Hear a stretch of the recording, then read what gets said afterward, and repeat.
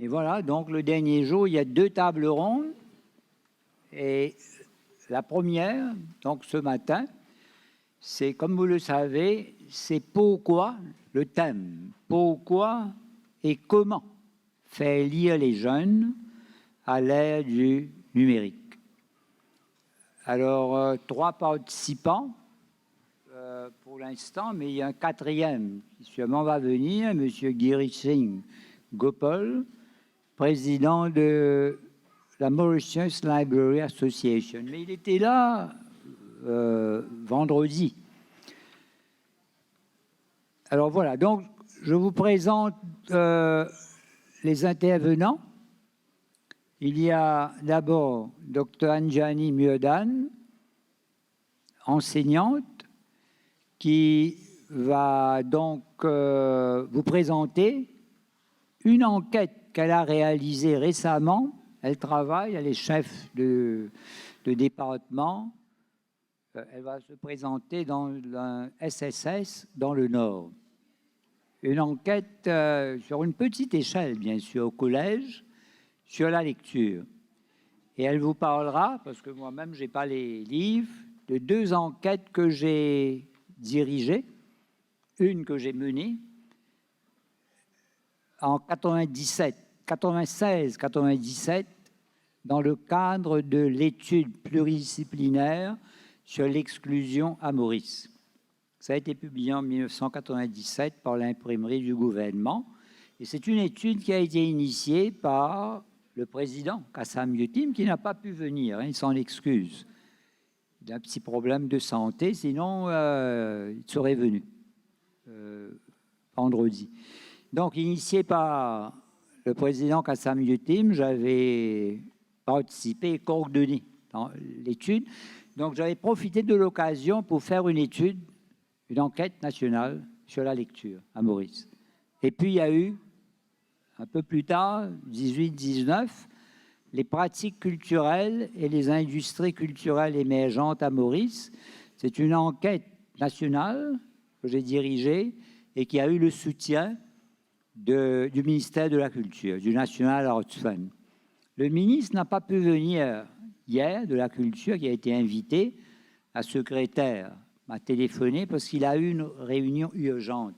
C'était le Conseil des ministres et en même temps une réunion urgente. Il n'a pas pu être là et il s'en excuse. Alors voilà, donc je vais passer la parole à Dr Anjani Myodan, qui va aborder ce thème. Il y a le pourquoi, avant, peut-être les résultats de l'enquête, et puis le pourquoi. Et surtout, c'est une question importante aussi, c'est le comment. Comment à l'ère du numérique? Je vois M. Gopal qui arrive, donc on l'attend. Il arrive juste à temps. Donc le 4e est là. Et comme je vous ai dit, M. Gopal est président de la Mauritius Library Association, qui organise chaque année, qui célèbre, oui, bienvenue, donc qui célèbre chaque année et la journée internationale du livre, et il a l'habitude de m'inviter à participer. Voilà, il est très actif. Alors donc on aura plusieurs points de vue d'un bibliothécaire, point de vue d'une enseignante de français et point de vue d'Amarnath Hosseini, qui est très connu, qui est écrivain, et il a écrit beaucoup de livres, c'est ce qu'on appelle littérature jeunesse, mais il est aussi animateur d'ateliers d'écriture dans beaucoup de collèges. Donc c'est un autre point de vue qu'on a, un peu complet. Et puis, bon, je dirais aussi quelques mots. Entre. Ben donc, à vous la parole. Mesdames et messieurs, chers enfants, bonjour. Donc, je suis Anjani Myodan et donc nous allons réfléchir ensemble sur pourquoi et comment faire lire les jeunes à l'ère du numérique. Alors, la lecture, c'est quoi? Au début, avec les enfants, c'est l'apprentissage des mots, déchiffrer des mots, des phrases. Quand on grandit un peu plus, la lecture, ça consiste à comprendre les phrases des textes. Et quand on évolue, on va plus loin, c'est lire pour le plaisir. C'est lire pour la connaissance, pour acquérir beaucoup de connaissances, se construire, réfléchir et faire sienne toutes les connaissances du monde, parce qu'aujourd'hui, à l'ère du numérique, il y a une augmentation exponentielle de documents sur Internet. Nous sommes, ou bien nos enfants, ce sont les Net Generation. Alors, avec cette augmentation exponentielle de textes de tout type, sur tout sujet, sur le net, on aurait l'impression qu'on lit beaucoup, surtout quand vous voyez des enfants, les maternelles, les collégiens, tous ont un smartphone dans les mains. Surtout après les confinements de 2020, eh bien, puisque le smartphone est devenu un outil de travail pour étudier, parce que de la maison, on faisait des Zooms, etc. Il fallait les parents se sont efforcés, ont transpiré pour offrir un smartphone, parce que c'est un outil de travail, de lecture, etc. Alors, on aurait l'impression que tout le monde lit. Mais est-ce que c'est vrai que les jeunes lisent? Est-ce qu'on on profite de toute cette accumulation de textes pour lire? Eh bien, apparemment, c'est pas vrai. Les jeunes, peut-être qu'ils passent leur temps sur le YouTube, peut-être qu'ils passent leur temps à s'envoyer des messages, mais la lecture elle-même, c'est pas là. Que disent les enquêtes? Cet épisode avec le mot ludique en France, on voit que même en France, les jeunes ne lisent pas, parce qu'on a dit que le vocabulaire, c'est rétréci comme une peau de chagrin. Donc en France, c'est la même situation, parce que tous les jeunes ont un portable à la main, une tablette. Bon, on dit que les supports ont changé. Vous avez les tablettes, les liseuses électroniques, c'est-à-dire les Kindle, etc. Vous avez le PC. Mais à Maurice, est-ce que tout le monde a un Kindle pour lire? Parce que si on peut lire plus aisément sur une liseuse électronique, sur le portable, c'est difficile à lire, tout comme sur un PC. Tout à l'heure, je vais vous expliquer ce que disent les chercheurs. Eh bien, à Maurice, quelle est la situation de la lecture? Il n'y a pas beaucoup d'enquêtes, mais il y a les 2 enquêtes du Dr Asghar-Ali. La première enquête, étude pluridisciplinaire, qui montre que 70% de la population ne lit pas un seul livre par an. Alors, peut-être qu'ils lisent des magazines et des journaux, mais 63% ne lisaient pas les magazines et 39% ne lisaient même pas de journaux. C'est-à-dire 40% environ de la population qui est peut-être illettrée, parce qu'on peut aller à l'école, être scolarisé, mais on peut retomber dans l'illettrisme. Alors, 25 ans plus tard, le docteur Asghar-Ali mène une autre enquête c'est sur les pratiques culturelles. Et que montre cette étude? 25% de la population ne lit pas, ou bien très peu. Bon, alors... Donc, j'ai conduit une enquête, moi aussi, à l'école. Et sur 145 participants, eh bien, vous voyez que seuls 29,7% disent préférer faire la lecture comme loisir. Donc, la lecture est fortement concurrencée. Maintenant, quels sont les obstacles? Pourquoi les gens ne lisent pas? Eh bien, il y a le problème de désintérêt. On n'a pas d'intérêt. Ou bien les gens ne lisent pas, les jeunes ne lisent pas parce qu'ils sont toujours illettrés. C'est-à-dire ils n'ont pas maîtrisé la lecture. Il y a le manque de livres intéressants. il n'y a pas d'espace à la maison pour lire. Il y a le manque de temps, parce que imaginez, si on passe 15 heures de temps avec son portable, quand est-ce qu'on va lire? Et les autres activités, comme les réseaux sociaux, la lecture qui reste cantonnée aux livres classiques, donc on n'a pas le goût, on n'a pas développé le goût de la lecture. Et donc, la lecture superficielle sur les tablettes, etc., sur les écrans. Alors, il y a le problème de la lecture en déclin, les obstacles. Il y a les enfants. Comment faire lire les jeunes maintenant? Quelles sont les parties prenantes? Il m'en reste quelques minutes. Alors, les parents, l'école, les enseignants, la société civile, les libraires, etc. Lors de mon enquête, j'ai découvert une chose capitale, parce que moi, je travaille au secondaire. Au primaire, on me dit que les enfants on ne leur donne pas un livre pour emporter à la maison. Ils ont un library class pour une trentaine de minutes, une fois par semaine, et ils n'emportent pas le livre à la maison.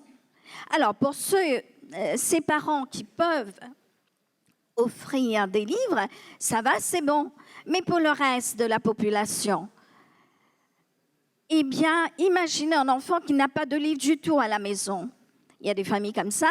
Et à l'école, on aurait pu leur prêter, mais on ne prête pas. Pas partout, pas toujours. Parce qu'on peut donner un livre, et puis, mais le professeur est responsable de ces livres, donc il ne veut pas que les livres soient abîmés, et donc il ne prête pas.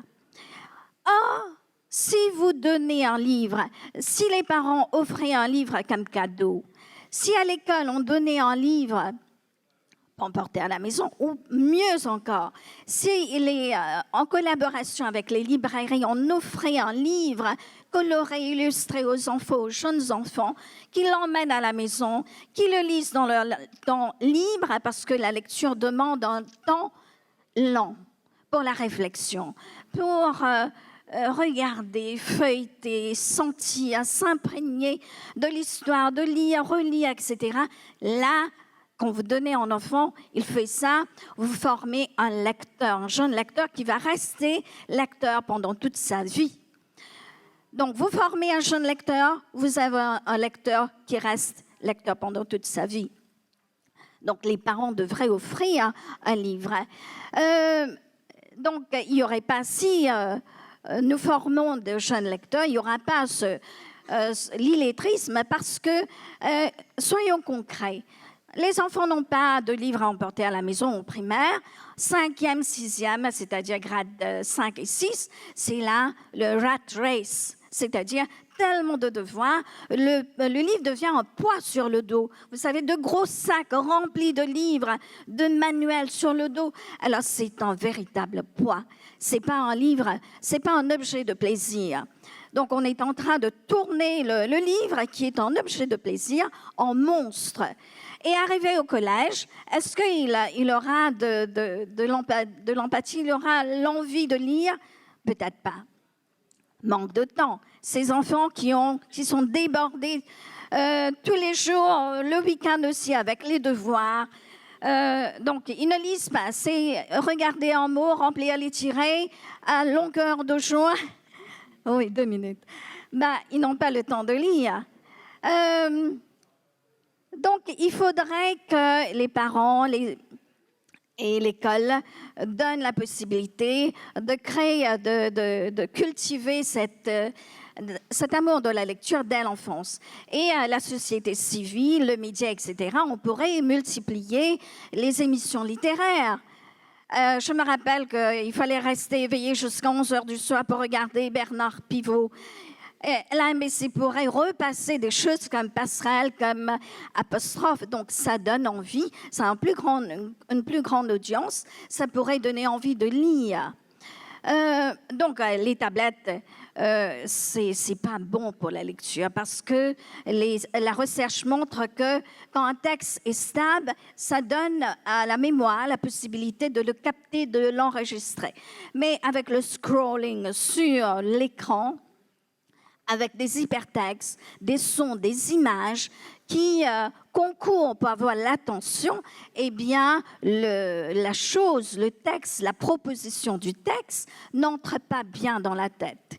Donc, si vous voulez mémoriser quelque chose, vaut mieux qu'on ne lise pas sur l'écran, et surtout l'écran de portable, ordinateur. Mais si vous lisez sur liseuse,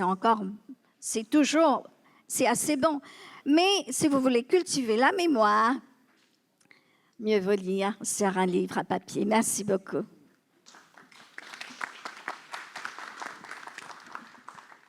Alors, merci, Dr.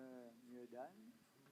Alors, la parole est maintenant à Amarnath Seni, qui, comme je l'ai dit au début, a une grande expérience au niveau de l'écriture. Mais l'écriture était étroitement liée, puisqu'il anime des ateliers d'écriture dans plusieurs collèges.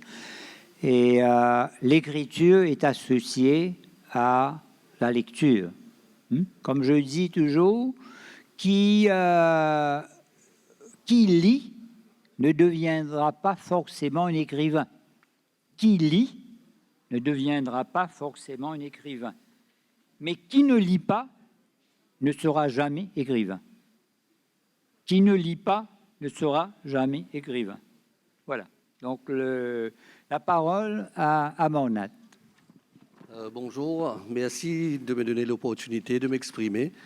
Donc moi, je ne suis pas un expert dans le domaine de la littérature, sauf que j'ai une certaine expérience au niveau de l'écriture. J'écris des textes pour les enfants, ça fait une vingtaine d'années.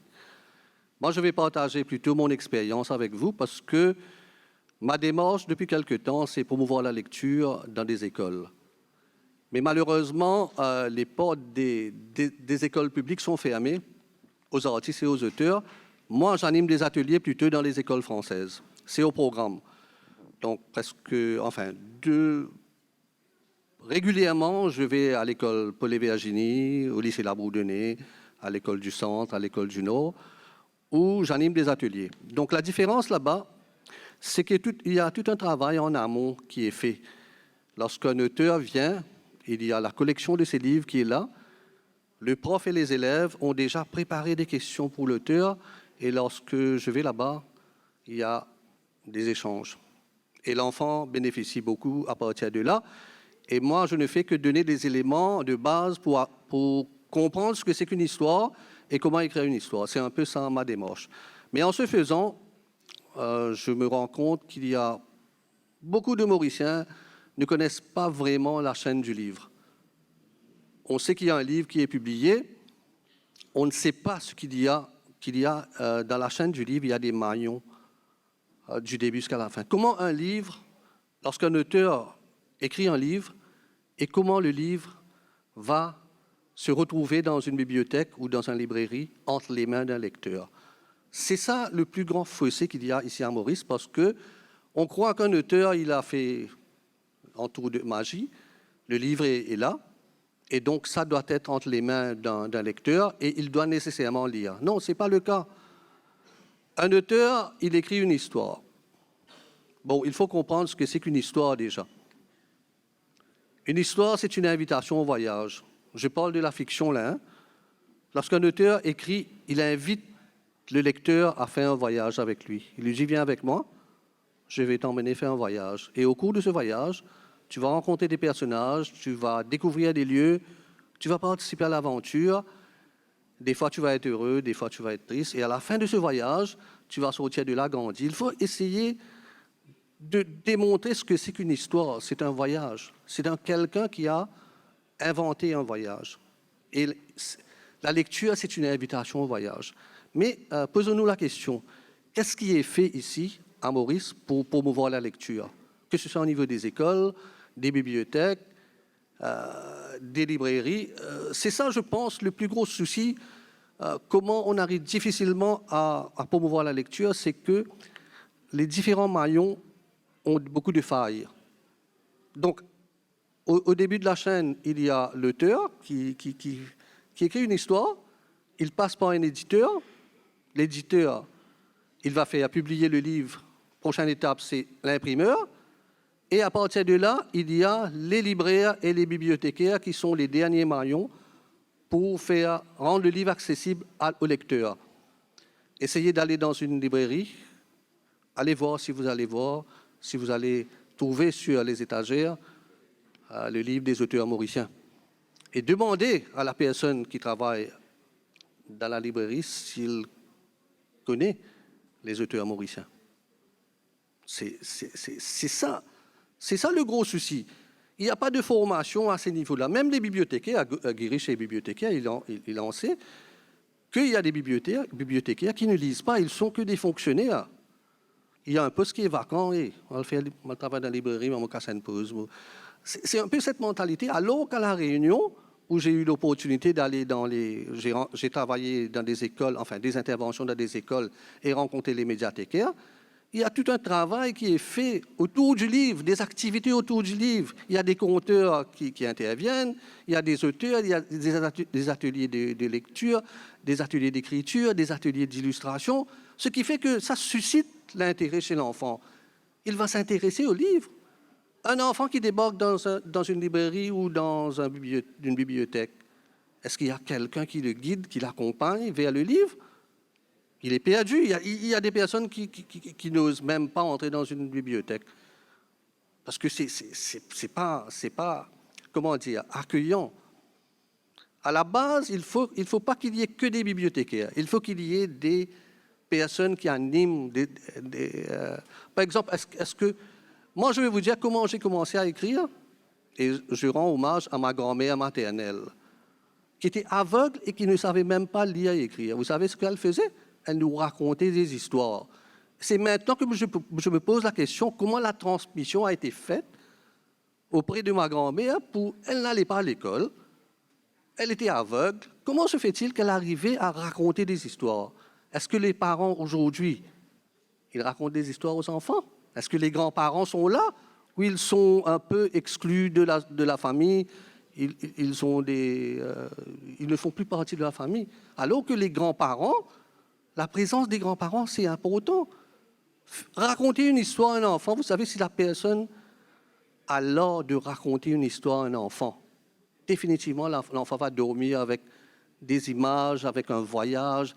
Et c'est comme ça que je me suis intéressé à ces histoires. Et c'est comme ça que je suis allé à la bibliothèque municipale de Quatre-Bornes pour m'abonner.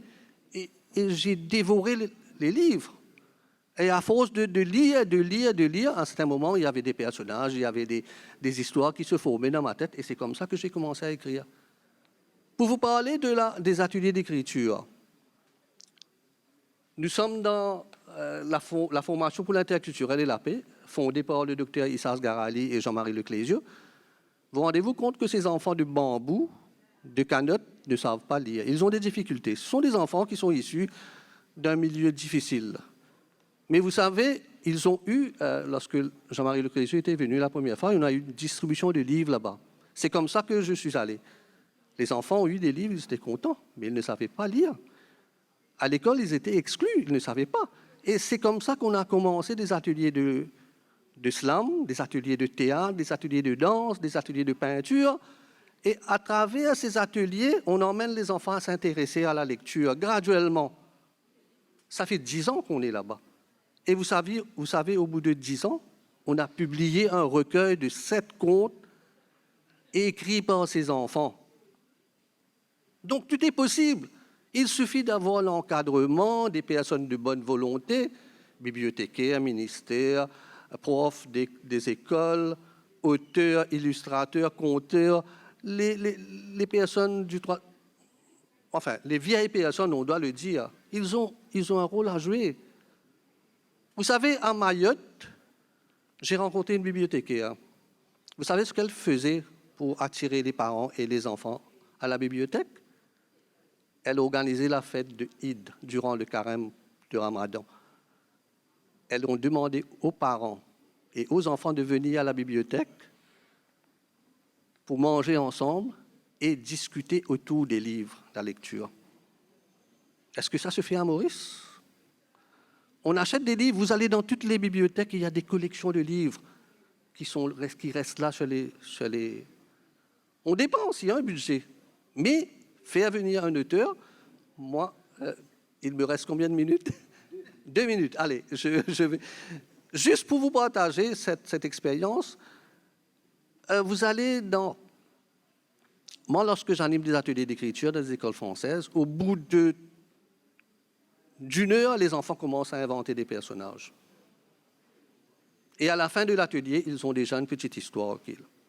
Donc, si on donnait l'opportunité aux auteurs, non seulement les auteurs, les illustrateurs, les éditeurs, les bibliothécaires, tout ce monde ensemble, on va vers l'enfant. Parce que s'il y a un souci, on s'est posé la question, il y a un problème de lecture, Maurice. Il y a des études qui démontrent cela. Mais il faut se poser la question, qu'est-ce qui a été fait pour combler ce fossé? Qu'est-ce qui a été fait pour régler ce problème? C'est simple, il n'y a pas de grands moyens. Vous faites venir les acteurs dans le domaine, dans la chaîne du livre. Faites-les intervenir. Vous allez voir. Moi, je suis allé dans des écoles françaises, à l'école du Centre, par exemple. Les enfants ont publié eux-mêmes, illustré et publié un recueil de 10 contes. Les enfants de Bambou, un recueil de 7 contes, préfacé par Jean-Marie Leclésio. Donc, tout est possible. Il suffit d'avoir la volonté de réunir les énergies. Pas ça qu'un diagbook, ça pas pour moi, pas mon travail. Non, non, tout le monde a la capacité. Tout le monde, les enfants, que ce soit dans des régions démunies, que ce soit dans des grandes écoles, ils ont la possibilité. Il suffit de leur dire, viens avec moi, on va pouvoir faire des choses ensemble. J'espère que j'ai respecté le sujet, mais moi, je suis pas... J'ai pas peur par rapport au support numérique. L'essentiel, c'est que l'enfant arrive, que ce soit sur son portable, que ce soit sur la tablette, il arrive à lire. C'est ça qu'il faut faire, susciter l'intérêt pour la lecture. Donc voilà, je vous remercie. Merci à Amarnath. Et vous avez parlé des enfants de bambou. Parce qu'on avait lancé ce livre, Belle, Manu et autres histoires. Belle, Manu et autres histoires, en présence de Jean-Marie Leclésio, puisqu'on a créé la Fondation pour l'intérêt culturel et la paix en 2009. Son prix Nobel, c'était 2008.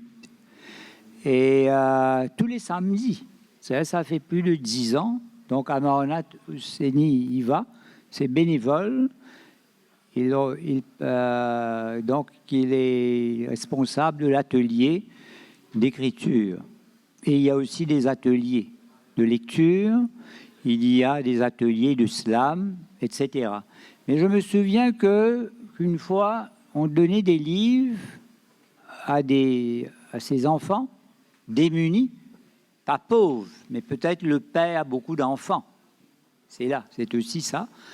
Et il y a une fille qui est partie, qui a reçu le livre de Jean-Marie Leclésio, qui a pris ça, qui est parti comme si c'est la chose la plus précieuse au monde.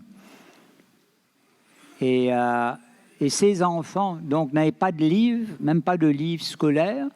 Et aujourd'hui, quand on a lancé ce livre, je l'ai dit, c'est un modèle. À Maurice et dans le monde, des enfants démunis de bambou ont écrit, encadrés bien sûr, encadrés par beaucoup de personnes, c'est entre autres Amarnath, ont donc raconté. Ce sont des histoires belles, Manu et autres histoires. Ça a été préfacé par Leclésio et publié donc à Pressigraphe, une grande imprimerie. Et voilà. Donc, mais ça, c'est extraordinaire. Combien d'enfants qui écrivent des histoires? Et où sont les livres? C'est ça que j'ai dit, je suis dans le monde des livres, je sais qu'il n'y a pas beaucoup. Là, c'est la première fois un livre, donc des contes écrits par des enfants démunis en plus.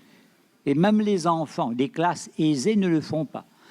Alors donc, avant de passer la parole à M. Gopal, je voudrais vous montrer aussi ces deux. Je tiens ça toujours en main. Ça, c'est un livre et ça, c'est mon Kindle, un livre électronique. Et sur ce Kindle-là, on peut mettre 3600 livres.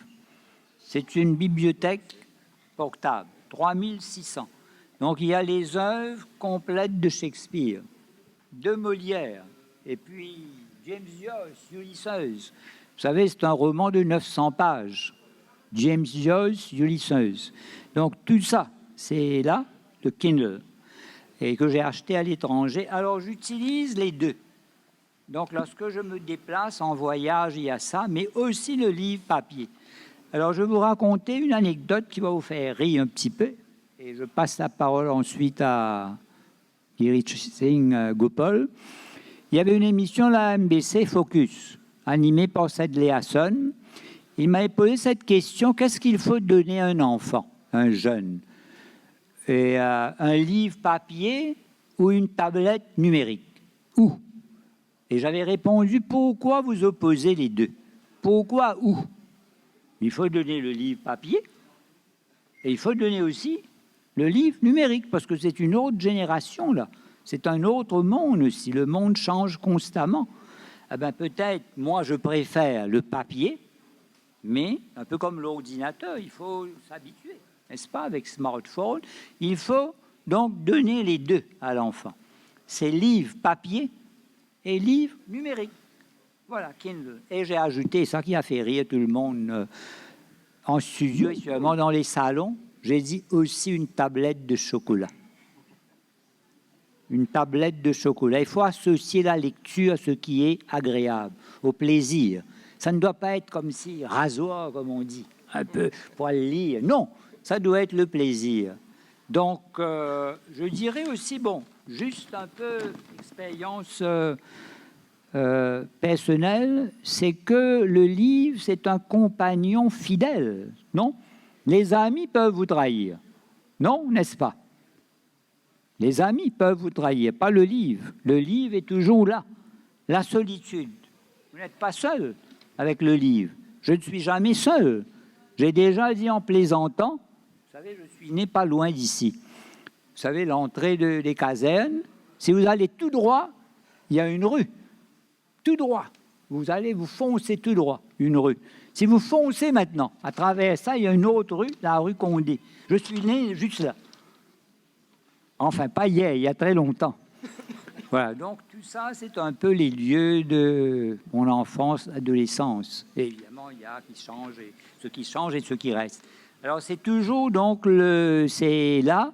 Et là où j'étais, à la rue Condé, il y avait quelques camarades d'adolescence. On a grandi ensemble. Il était, lui, à la rue d'Entrecasteaux. Donc, il prenait la rue La Gaîté. Il venait, on se rencontrait à mi-chemin. C'est James Bertie David. James Bertie David, docteur James Bertie David.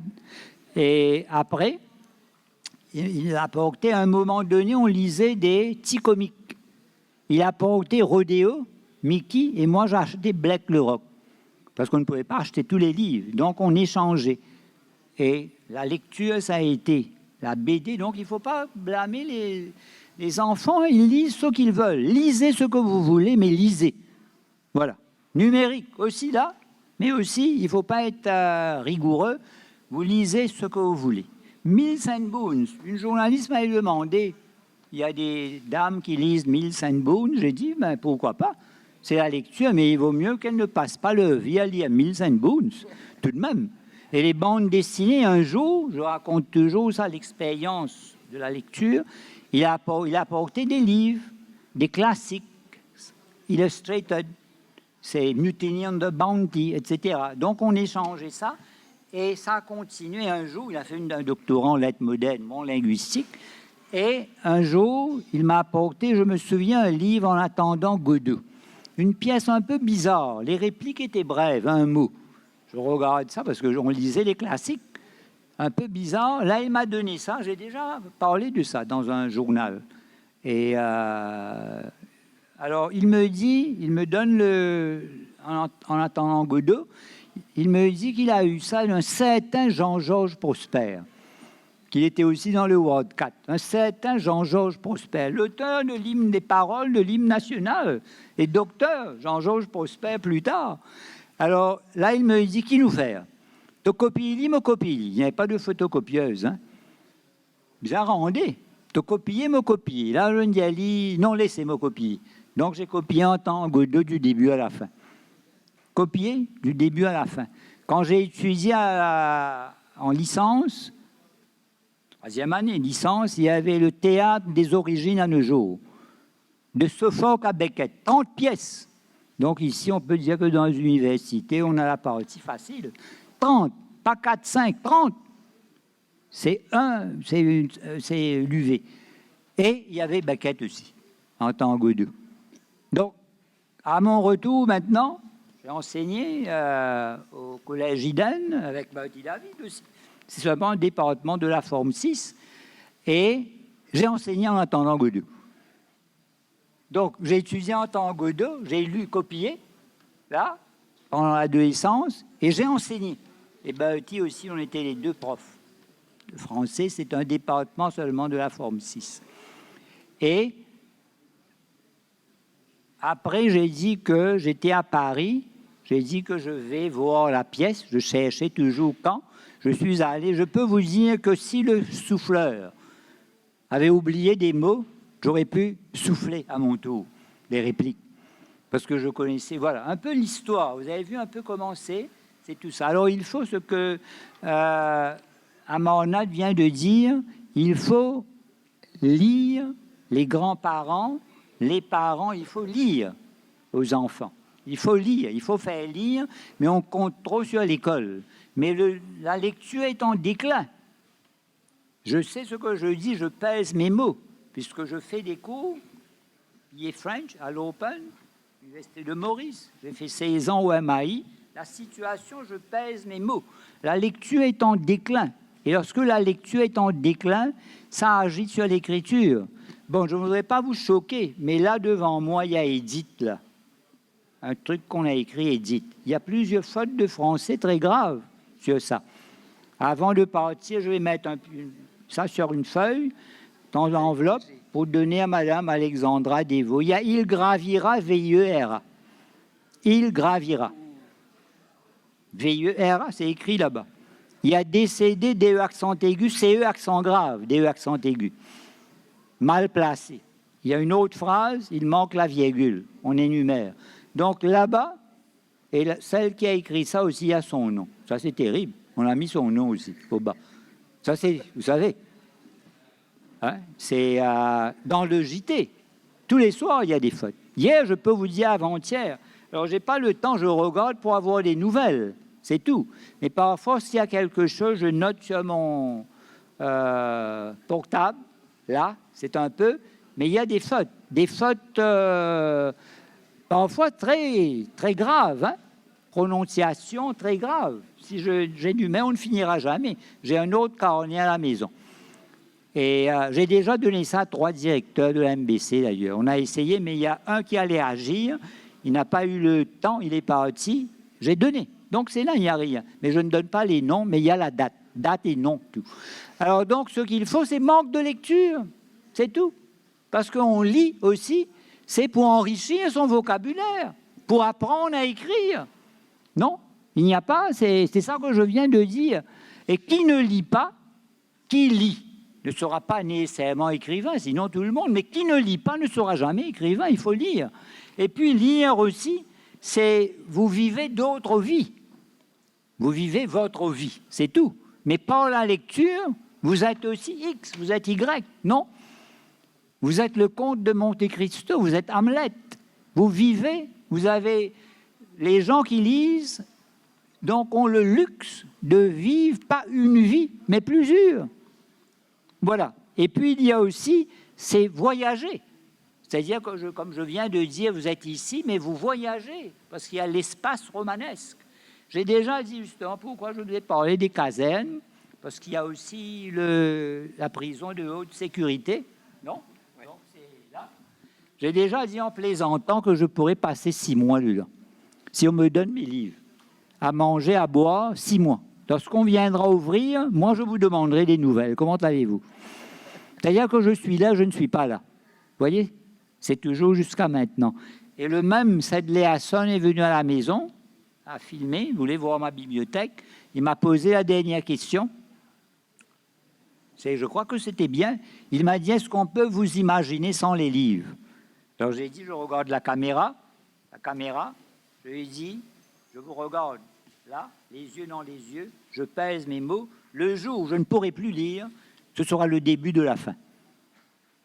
Je pèse, je le dis, le jour où je ne pourrai plus lire, où je ne pourrai plus écrire. Donc, vous avez, c'est ça. Et puis, il y a aussi, donc, il y a 1000 raisons.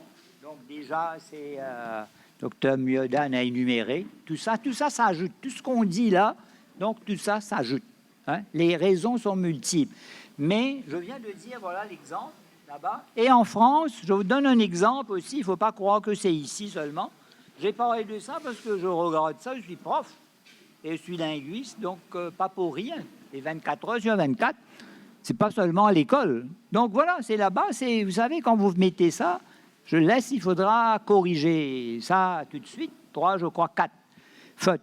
Et il y a des fautes, j'ai classé les fautes de français selon l'échelle de Richter, tremblement de terre. 1, 2, 3. Alors, gravira, c'est dernier, ça, hein, tremblement extrême, ça. VIER, gravi, on ne connaît pas la conjugaison. Écrit là-bas, affiché. Ça. Alors, j'ai dit ça, dans l'Express où je collabore, il y a des fautes. Dans l'Express, même dans les éditoriaux d'un ami, de Nad. Virgule, pas bien. Alors là-bas, lorsque je parle de ça, Aline Grohem, la journaliste littéraire, je vais parler de l'échelle de Richter. En rigolant, elle m'a dit, nous, on est à Richter. Je dis, ça tombe bien. L'Express est à Richter, donc voilà l'échelle. Donc, les fautes catégories très graves, accord grammatical, verbal, adjectival, et puis au bas, virgule, etc. Donc, ça monte. Alors, donc voilà, c'est la lecture. Il faut lire, et livre, c'est proche de vivre. Livre et vivre. Donc, lire, c'est vivre. Et voilà. Je ne vais pas plus loin. Je passe la parole à M. Gopal, qui va vous faire part de son expérience de bibliothécaire.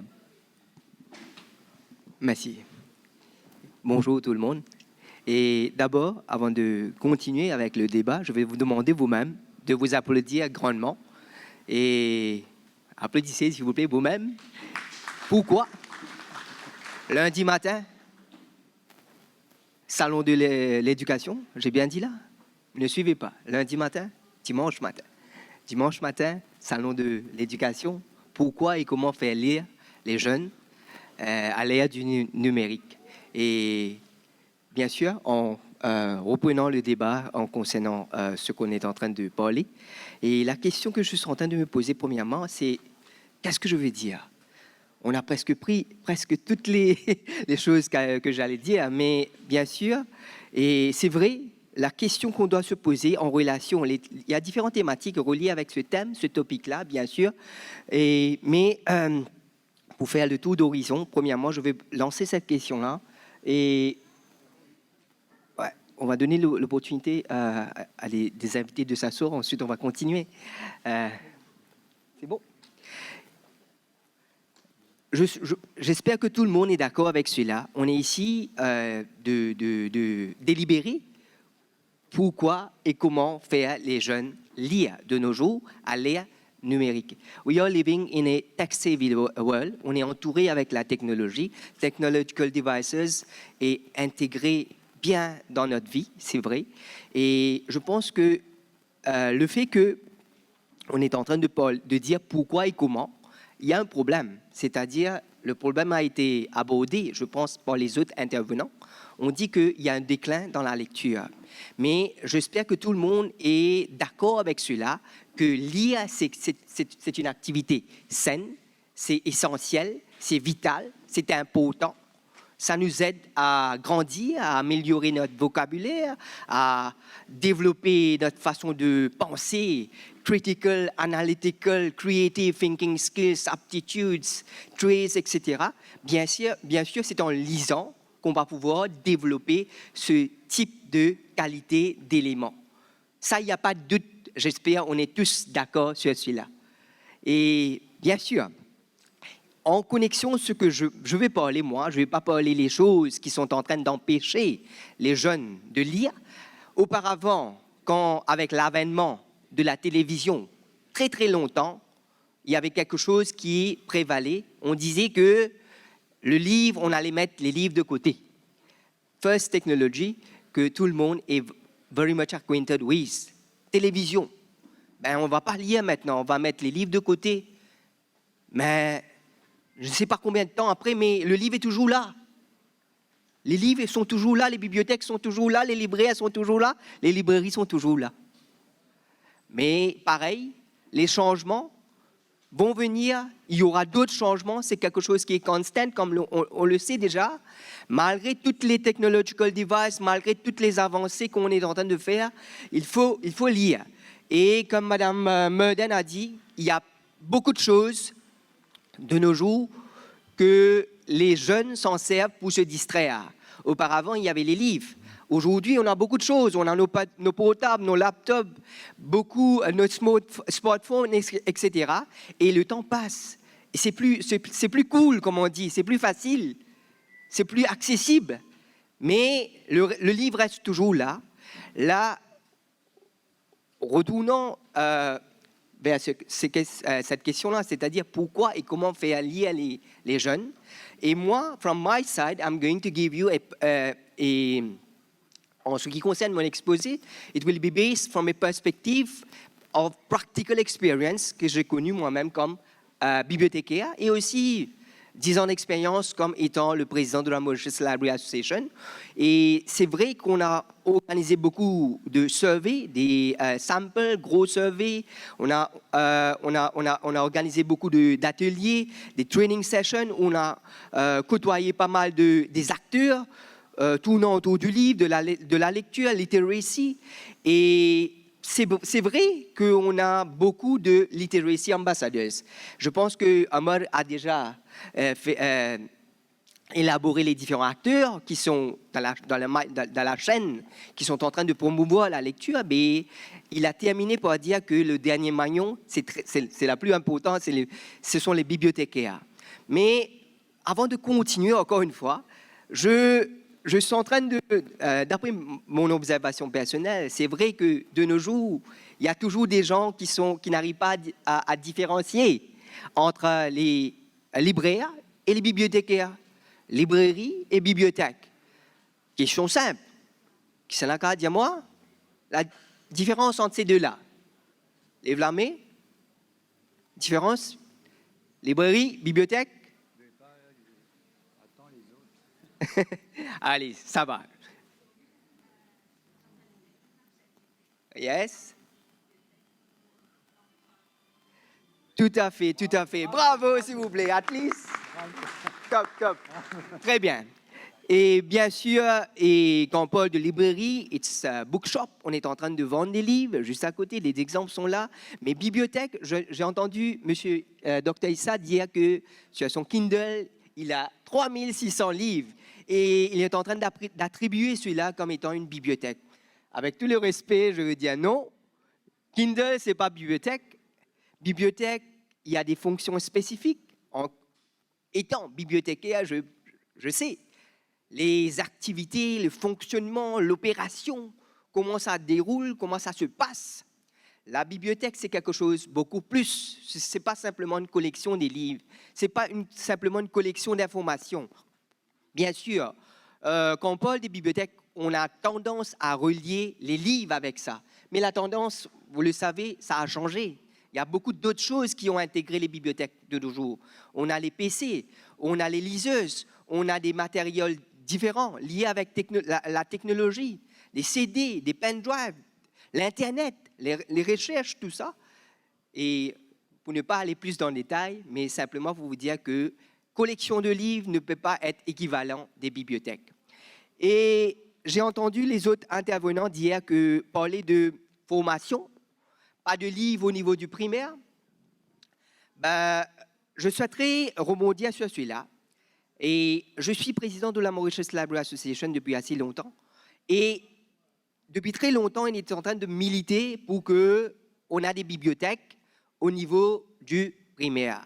Et je saisis l'opportunité pour dire qu'on apprécie, on salue la décision des autorités. Aujourd'hui, je peux dire, vous êtes déjà au courant, c'est dans les médias et ça a été annoncé publiquement. On a des bibliothèques qui ont déjà été intégrées dans les écoles primaires. Concernant les livres de lecture, c'était déjà là. Mais peut-être l'organisation. On a recruté des bibliothécaires, des personnes qualifiées pour travailler au niveau... Ah, c'est terminé tout, 2 minutes. Il y a beaucoup de choses. Oui. Et c'est vrai qu'on a des bibliothèques pour l'instant au niveau du primaire. Bien sûr, there are always room for improvement. C'est vrai qu'il y a beaucoup de choses à faire. Et quand on parle de bibliothèque, bien sûr, je vais pas rentrer dans les détails. Ce sont des amenities, des facilities, des infrastructures bien élaborées, bien spécifiques pour les bibliothèques des élèves de primaire, parce que travailler avec les élèves de primaire, c'est quelque chose de différent. Il y a des spécificités, des technicalités, des practicalités qu'on doit prendre en considération. Mais at least, la bonne nouvelle, c'est qu'on a commencé. Aujourd'hui, on peut dire qu'on a des bibliothèques, pas simplement au niveau du secondaire et tertiaire, mais aussi au niveau du primaire.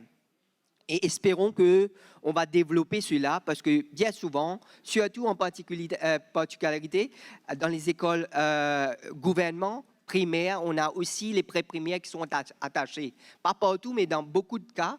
Mais si on peut développer aussi les logistiques, les matériels, pas simplement pour les élèves de primaire, mais aussi pour les pré-primaires, et sera vraiment avantageux, comme on le sait, parce que la lecture, comme vous le savez, reading is to the mind what exercise is to the body. Reading is to the mind what exercise is to the body. Et aujourd'hui, je le redis, formation, pour être vite parce que 2 minutes, bien sûr, on a tous suivi des cours au niveau tertiaire dans la bibliothéconomie, Library and Information Science, mais travailler avec les élèves, c'est quelque chose de spécifique, c'est quelque chose de différent. Aujourd'hui, au niveau de l'association, on est en train de dire que oui, bien sûr, on fait des propositions constructives, productives, elevating, pour aller de l'avant, pour améliorer la situation. Et on a constaté, basant sur les surveys qui ont été publiés régulièrement dans la presse, etc., et on est en train de dire qu'une formation pédagogique, tailor-made, customized, only for library staff, people working with students, que ce soit au niveau du primaire, que ce soit au niveau du secondaire, sera très, très bénéfique. On a lancé l'appel officiellement à travers les représentations. Il y a eu même des articles dans les journaux. Et concernant celui-là, espérons, pareil comme depuis tant d'années, on était en train de militer pour avoir des bibliothèques au niveau du primaire. Et espérons, hopefully, en soyant optimiste que dans le futur, on aura une formation pédagogique qui sera extrêmement avantageuse, principalement pour les élèves. Parce que travailler avec les élèves, c'est quelque chose de différent. Il y a l'animation.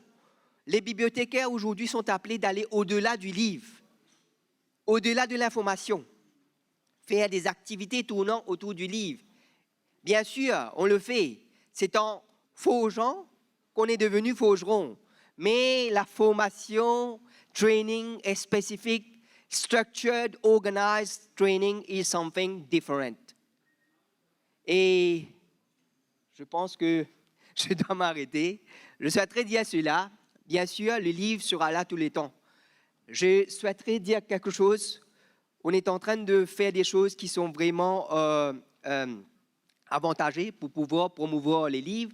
Et récemment, les autorités ont donné un one-off voucher de 500 € à tous les élèves qui a été très apprécié. C'est quelque chose, toujours.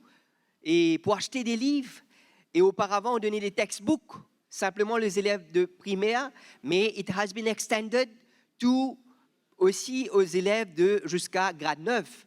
C'est gratuit, c'est toujours des livres. Et bien sûr, l'avènement des bibliothèques au niveau du primaire, mais bien sûr, il y a beaucoup de choses qui restent à faire. Rome was not built in one day, but we were constructing every day. Et bien sûr, merci beaucoup, je vais m'arrêter ici. Très gentil. Bonne journée tout le monde. Merci beaucoup, Guy Singh. Et ce que vous avez dit, vous avez raison. J'ai dit une bibliothèque portable, je préfère, on fait le livre papier.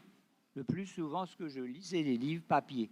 Mais ça, c'est pas une bibliothèque parce que j'aime aussi la bibliothèque, le lieu, parce qu'il y a tout ce que vous avez dit. Donc, c'est tout à fait exact. Je préfère la bibliothèque, être dans une bibliothèque réelle, dans ma bibliothèque. Et d'ailleurs, ce que je voyage, c'est l'un des endroits que je visite, que je vais voir toujours. Les bibliothèques, c'est de tout. Partout, toutes les villes universitaires, partout. Et d'ailleurs, j'ai passé plusieurs mois à la Bibliothèque nationale à Paris pour les recherches. Oui, pendant 3-4 mois, tous les jours. Et ça, on n'a pas cette habitude ici, parce qu'on n'a pas vraiment de bibliothèque. On n'a pas de bibliothèque universitaire. Je vois le docteur Sucon. Bibliothèque universitaire, c'est un bâtiment, plusieurs étages. Mais la Bibliothèque nationale, j'y ai allé. Il y a un témoin de ça, c'est Kassam Yutim qui faisait la maîtrise en sociologie, moi en lettres modernes. J'allais travailler parce qu'il n'y avait pas de livre à Nice, c'est là-bas. Tous les jours, 9h à 3h, j'ai allé 3-4 mois. Mais qu'est-ce que j'allais faire? Sauf pour aller manger à midi. 3-4 mois, j'allais là-bas. C'est Bibliothèque nationale. François Mitterrand, maintenant, déplacé. Mais parce qu'il y avait tout ça. Ici, il n'y a pas. Et je dirais, je pèse mes mots. Hier, il y avait le professeur Dan Jury, un ami qui n'est plus là-bas maintenant, qui est à Unicity. Et la bibliothèque, il faut un grand bâtiment. On n'a pas vraiment un espace comme ça. C'est-à-dire que tout le monde serait d'accord. Il faudrait un terrain, comme on construit partout, mais un grand bâtiment, plusieurs étages. On n'a pas, et les étudiants ont beaucoup de problèmes. Dr Anjani Muedan a fait sa thèse de doctorat, elle a terminé en sociolinguistique, et je parle de ça, mais les livres, il n'y en avait pas, et je lui ai passé mes livres. Non, elle m'a rendu les livres, heureusement, parce que je note toujours. Même quand je passe le livre à Kassam Yutim, Jean-Claude de Lestrac, je note, il me retourne les livres. Et pour vous faire rire, le président Yutim, je lui ai passé un livre interdit.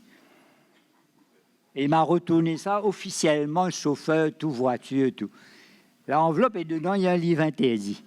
Je lui ai demandé, il m'a dit, est-ce que tu as lu le livre? J'ai dit, oui, oui. Alors, est-ce que tu peux? J'ai dit, oui, oui, je te passe. Un livre interdit, je ne dirai pas le titre. Alors donc, je lui passais mes livres, et puis elle a pu faire venir parce qu'il y a manque de livres. Je pèse mes mots. Il y a des bibliothèques là, mais les bibliothèques sont pas...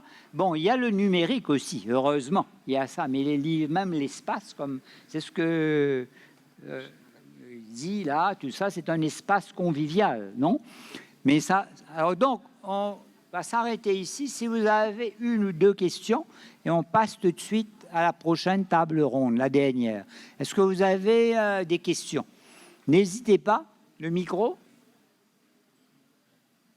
Oui, si vous avez une question, peut-être sur le comment, le plus important, comment, je crois qu'on a répondu, il faut lire, raconter, parents, grands-parents, et puis il faut donner des livres. Il doit être dans un environnement où il y a des livres. Encore une fois, j'ai dit papier numérique, mais il faut qu'il y ait ça, de préférence papier, n'est-ce pas? Et pour la lecture, on lit tous les jours, à chaque seconde. Dans le monde en temps réel, mais on ne lit pas les SMS. Ben, c'est une lecture. On ne lit pas. Dire quelque chose en ce qui Oui. concerne cela. Oui, peut-être seulement on a terminé. Non, simplement pour ce qu'on est en train de dire, le papier, les livres traditionnels. Je souhaiterais dire que le toucher du papier, c'est pas comparable avec le toucher de l'écran. Simplement vous dire cela. Merci. Si je peux ajouter. C'est pas évidemment. Alors très bien. Donc, vous n'avez pas de questions? Une question? Oui. J'aimerais ajouter encore une petite chose. Les parents qui sont là, les mamans, les papas, il faut reprendre, garder ou adopter la lecture du soir pour les enfants, même les adolescents, très important. C'est en écoutant l'histoire que l'enfant va développer son mental intérieur pour voyager, avoir envie de lire. Mais qu'est-ce qui se passe aujourd'hui? Les enfants dorment avec le portable. Et la lumière bleue du portable, de l'écran, c'est mauvais, ça conduit à l'insomnie. Et le lendemain matin, l'enfant dort à l'école. Et puis, le manque de sommeil est très mauvais pour le cerveau. Deuxième chose concrète qu'on peut faire, au lieu à la remise, pour la remise des prix, ne pas offrir en shield, mais plutôt en livre. Parce que je vois maintenant, la mode, c'est d'offrir un shield. À la fin, qu'est-ce qu'on va faire avec ça? Mais l'idéal serait d'offrir un livre. Et puis, encore une chose, les mamans, les parents qui sont là, veillez à ce que l'enfant ne s'arrête pas seulement à un petit texte dans un magazine. Il faut donner le goût de la lecture longue. Un long texte, c'est-à-dire le roman, un long texte qu'on lit de la première à la dernière page. C'est-à-dire que maintenant, qu'est-ce qu'on voit? On voit qu'on lit des journaux, des bribes de phrases, des bribes de paragraphes dans un magazine, mais on ne développe pas cette longue haleine, lecture à longue haleine, en long texte. C'est le long texte qui vous permet d'acquérir cette capacité et cette envie de lire.